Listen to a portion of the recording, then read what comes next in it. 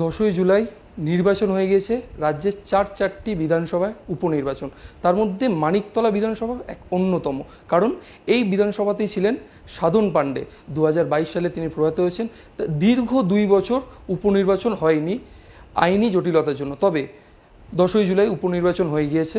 এই মুহূর্তে আমি বসে রয়েছি, আমার সঙ্গে রয়েছে তৃণমূল প্রার্থী। এই যে নির্বাচন হয়ে গিয়েছে সে বিষয়ে আপনি কতটা জেতার বিষয়ে আত্মবিশ্বাসী? কারণ 2024 লোকসভা নির্বাচনে কিন্তু মানিকতলাতে তৃণমূল লিড রয়েছে। এবার উৎসাহটা মানুষের অনেকটা বেশি, কারণ 2.5 বছর তারা 2022, তারপর দেখে নিন এতটা দিন।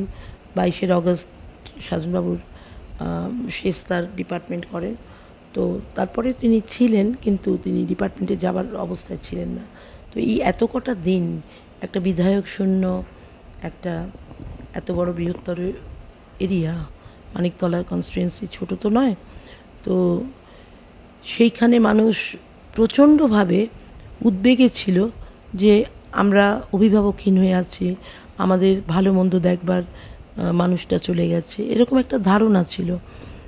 শ্রেয়া যথেষ্ট সাপোর্ট দিয়ে সেই সময় আমার সেই দুর্বিষহ সময়টা অনেকটাই সংগঠনটাকে ধরে রেখেছে বা কিছু করেছে, কিন্তু মানুষ একটা হাহাকার, তারা পরিষেবা পাচ্ছে না, এমএলএ ফান্ড ফিরে যাচ্ছে।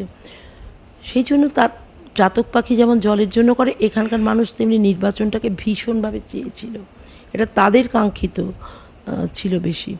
তো সেই কারণে যখন নির্বাচন ঘোষণা হলো অনেক কিছু হবার পর সুপ্রিম কোর্টের হস্তক্ষেপে, আর তখন দেখা গেল যে মানুষ তারা একদম যেন চাইছেন যে ভোটটা হোক, নির্বাচনটা হোক, আমরা একটা সঠিক দিশা পাই, আমাদের পরিষেবাগুলো এমএলএ ফান্ড থেকে যেরকম হয় সেগুলো হোক, এইরকম। তা কাজেই আত্মবিশ্বাসী তো ডেফিনেটলি, যেখানে আপনি এতদিন কাটিয়েছেন, 9টা ইলেকশন দেখেছেন, সুদীপদার ইলেকশানে রিসেন্ট গেছে, কাউন্সিলরদের ইলেকশন হয়েছে, সব কিছুতেই আমাদের প্রত্যক্ষ অংশগ্রহণ ছিল।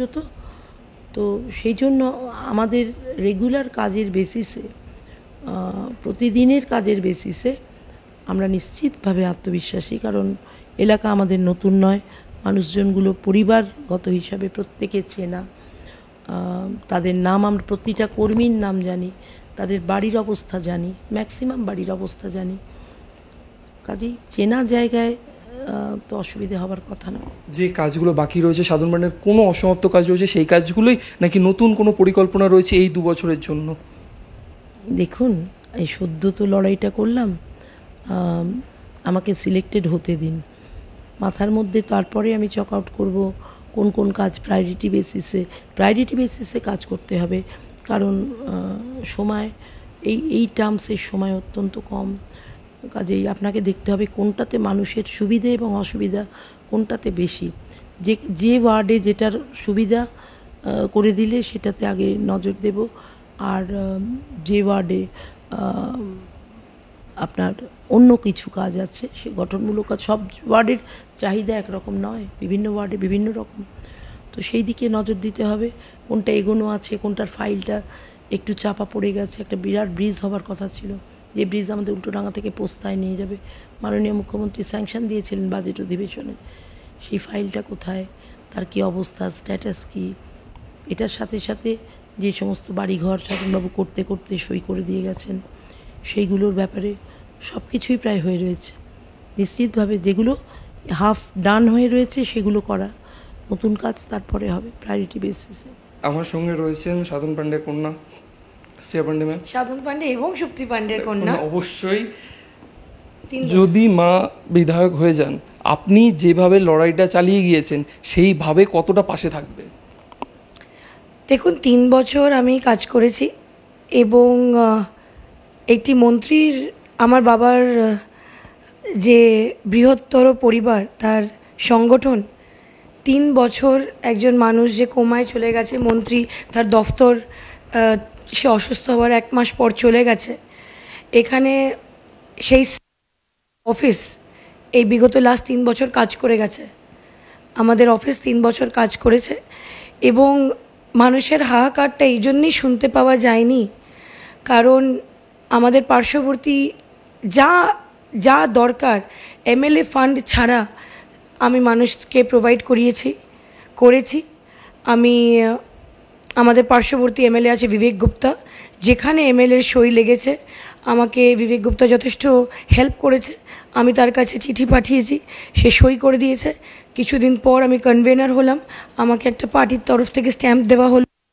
সে যে কোনো সুখ সুবিধা, কষ্ট, দুঃখ, বেদনা, জ্বালা, যন্ত্রণা তারা এখানে এই অফিসে মানে এই বাড়িতে সাধন পাণ্ডে বেঁচে থাকার সময় যে টাইমিংটায় আসতেন, আমি বলছি যে তার সেই টাইমটা অতিক্রম করে রাত্রি 12টা, 1টা, 2টো অবধি আমার অফিস বিগত 3 বছর ধরে সকাল 10টা থেকে রাত্রির প্রায় 12টা অবধি অক্লান্ত পরিশ্রম করেছে যারা স্টাফ ছিল।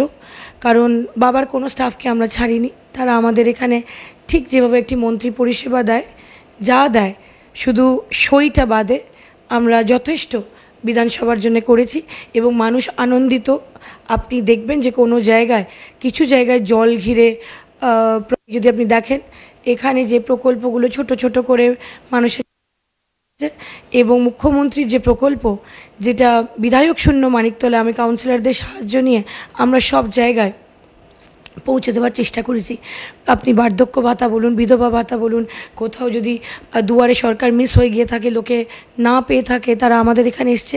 হসপিটালে ইমার্জেন্সি বলুন, সব জায়গায় আমাদের অফিস অলমোস্ট 15 আওয়ার্স ডে কাজ করেছে। 2021-এ প্রতিপক্ষ ছিল সেই কল্যাণ চৌবে বিজেপি প্রার্থী, তখন বাবা ছিলেন প্রার্থী তৃণমূলে, আজ মা প্রার্থী, সেই প্রতিপক্ষ কিন্তু আবার কল্যাণ চৌবে। তাই লড়াইটা সহজ ছিল নাকি কঠিন ছিল? লড়াইটা খুবই সহজ ছিল, তার কারণ উনি বোধহয় একটা অন্য চ্যানেলে বলেছেন যে উনি এই লড়াইটার জন্যে অনেক প্রস্তুত ছিলেন এবং উনি এবার অনেক সফট দেখলাম প্রচারেও, উনি কোনো পাবলিসিটিও করেননি। আগের বার 2021-এ দেখছিলাম বড় বড় ব্যানার, বড় বড় মিছিল, অনেক বড় বড় সব কিছু। এবার দেখলাম কয়েকটা পোস্টার লাগিয়েছেন। উনি বেসিক্যালি এই ইলেকশনটা করবার আগেই উনি জানতেন যে ওনাকে তৃণমূলের কাছে রিকোয়েস্ট করতে হবে, সেটা উনি করেছেন। প্রার্থী করতেই পারে। উনি একটা চ্যানেলে কালকে বলেছেন যে যদি আমাকে শ্রেয়া পাণ্ডের কাছে গিয়ে ভোট চাইতে হয়, আমি ওনার কাছেও ভোট উনি চাইতেই পারেন। কিন্তু উনি জানেন, উনি অবগত এবং উনি লোককে বলেছেন যে এখানে আমি কাজ করেছি, সেটা উনি জানেন।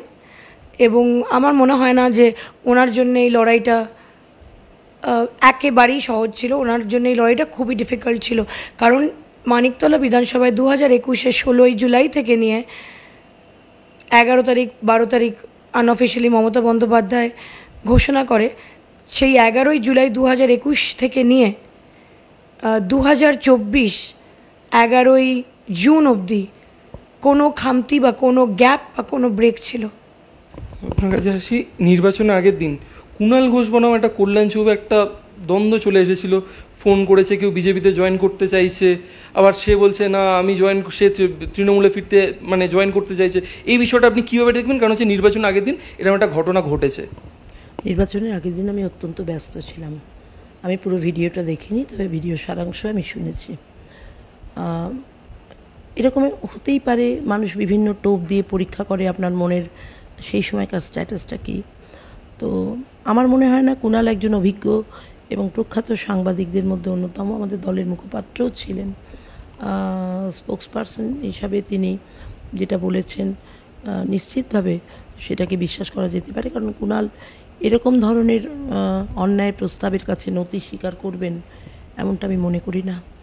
মানুষ দিতে পারেন, অনেকে সেলেবল হয় না, এমন নয় যে মানুষ সবসময় তাকে প্রত্যাখ্যান করে, কিন্তু কুণালের ক্ষেত্রে যে রেসপন্সিবল আচরণ আমি দেখেছি, আমার মনে হয় না যে সে এই ধরনের কোনো প্রস্তাবকে আদৌ আমল দেবে। কালকে নির্বাচনে দেখা গেছে যে মানিকতলায় ভুয়ো ভোটের একটা অভিযোগ এসেছে এবং সেই ভুয়ো ভোটার নিজেও স্বীকার করেছে। সেখানে বিরোধীরা বারে বারে অভিযোগ তুলছে যে একমাত্র বাংলাতেই নির্বাচন হলে এরকম সন্ত্রাসের ঘটনা ঘটে, দেশে আরও 9টা বিধানসভাতে উপনির্বাচন হলো। হ্যাঁ, দেখুন 277টা আমাদের এখানে পার্ট, তো তার মধ্যে কোন একটা অংশে কে কার একটা মেলেনি, উনি কি দেখাতে পারবেন আমার প্রতিটা পার্টে এরকম? প্রতিবাদ কোথায়? সেন্ট্রাল ফোর্স ছিল, তাদের অ্যাকশন কোথায়? কেউ ফাঁকে ফোঁকরে ঢুকে অতি উৎসাহী হয়ে কিছু করবে, সব দায়িত্ব তো নেওয়া যায় না। সেখানে নিশ্চয়ই সেই ভুয়ো লোক কাকে দিতে এসছে, আমাদেরই দিতে এসছে না অন্য কাউকে দিতে এসছে, ধরা পড়ে আমাদের নাম বলছে, সেটাও দেখতে হবে। এগুলো তো প্রত্যাশিত নয় আমার এলাকায়, কারণ আমাদের এলাকায় আমাদের প্রয়োজন পড়ে না। যে পরিমাণ কাজের ধারা আমরা আমাদের ক্ষমতা মতো বজায় রাখার চেষ্টা করেছি, তাতে আমাদের সত্যি কথা বলতে এইসব ভাবাটা আমাদের পক্ষে উচিতও নয়, আর আমরা করার পক্ষেও নই। এবার কেউ কোথাও কি একটা আড্ডা, সেটা নিয়ে ডেফিনেটলি তারা যদি নিজের এটা ডকুমেন্টস শো করতে না পারে, তাহলে তাদের নিশ্চয়ই রেস্ট্রিক্ট করা উচিত। কিন্তু সেগুলো বিচ্ছিন্ন ঘটনা ডেফিনেটলি, কারণ আরও বহু পার্ট ছিল, কোথাও কোনো অভিযোগ কিন্তু ওঠেনি। প্রিসাইডিং অফিসাররা সুন্দর সহযোগিতা করেছেন, সেন্ট্রাল ফোর্সও তাদের দায়িত্ব পালন করেছেন, আমাদের রাজ্য পুলিশ যথেষ্ট সহযোগিতা। আমাদের এখানে স্মুথ ভোটিংটাই বেশি হয়েছে। ডেফিনেটলি একটা জায়গায় একটুখানি গণ্ডগোল কালকে হয়েছে, এটা তো অস্বীকার করার জায়গা নেই। এত বড় একটা ভোট চলছে এতদিন বাদে, ছেলেরাও ফুঁসছে, এর আগে ওনারও ওপর ফুঁসছে যে এই মানুষটার জন্য 2.5 বছর আমাদের গরিব পরিবারগুলো পরিষেবা থেকে বঞ্চিত হয়েছে, তারা একটু আস্ফালন করবে না, কি হয় নাকি এটা প্রত্যাশিত। আর কি মনে হয়, বাকি তো আরও 3টে আসনে নির্বাচন হয়েছে, সেই 3টেতে কি জোড়াফুল ফুটছে? আবার জোড়াফুল ফোটা উচিত। মহিলারা মাননীয় মুখ্যমন্ত্রী 2021-এর নির্বাচনে কিন্তু 3টে আসনে বিজেপি জিতেছিল, তারা দলবদল করে আসে, এবং আবার কিন্তু 2024-এ দেখা যাচ্ছে লোকসভা নিরিখে সেই 3টি আসনে কিন্তু মানে বিধানসভা আসনগুলিতে বিজেপি এগিয়ে রয়েছে। তাই নির্বাচনে এখন মাননীয় মুখ্যমন্ত্রী এবার খুব সিলেক্টিভ হয়েছেন প্রার্থী নির্বাচনে। আমি বাচ্চা মেয়েটাকে মিট করেছি, যে মধুপর্ণাকে মিট করেছি তৃণমূল ভবনে, ইয়াং এনার্জেটিক মেয়ে, ঠাকুর পরিবারের মেয়ে, তো নিশ্চয়ই সে অনেক আশা উদ্দীপনা দিয়ে ফ্রেশ এনার্জি দিয়ে সে কাজ করবার অ্যাকসেপ্টেন্স দেখাবে। বাকি দুজন যারা আছেন তারাও যথেষ্ট ওখানে পরিচিত মুখ, আশা করাই যায়।